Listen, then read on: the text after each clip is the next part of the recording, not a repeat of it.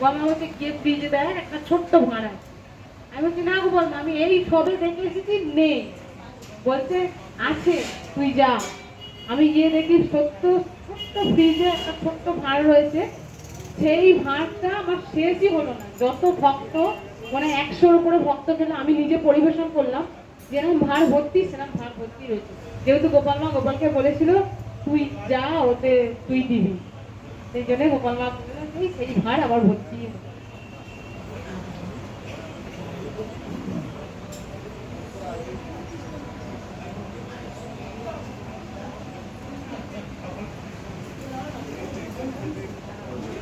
আর একটা বলি, নবদ্বীপের কথাটা বলছি, এটা না বললেও নয়। আমরা গোপাল মার সঙ্গে নবদ্বীপ গেছিলাম, মায়াপুর নবদ্বীপ। তো ওইখানে একটা ফুল গাছ ছিল। ফুল গাছটা শুধু দাঁড়িয়ে আছে, কোনো গোড়া নেই। ও জাস্ট একটু ভোগলা টাইপের হয়ে গেছে, মৃদু রুই পোকা মনে হয় খেয়ে নিয়েছে।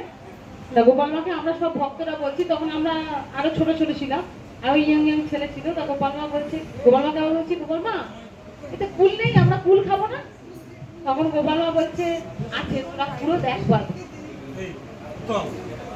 বলছে গোবিন্দ তুই ওদেরকে কুল রেখে, ওরা কুলের জন্য ছটফট করছে।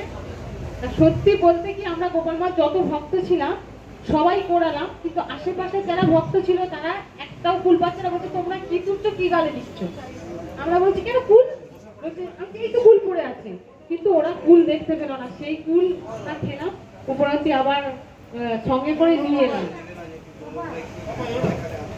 আর প্রত্যেক ভক্তকেও দিলাম। অনেক লীলা, গোপাল মায়ের লীলা আমরা বলে শেষ করতে পারবো না।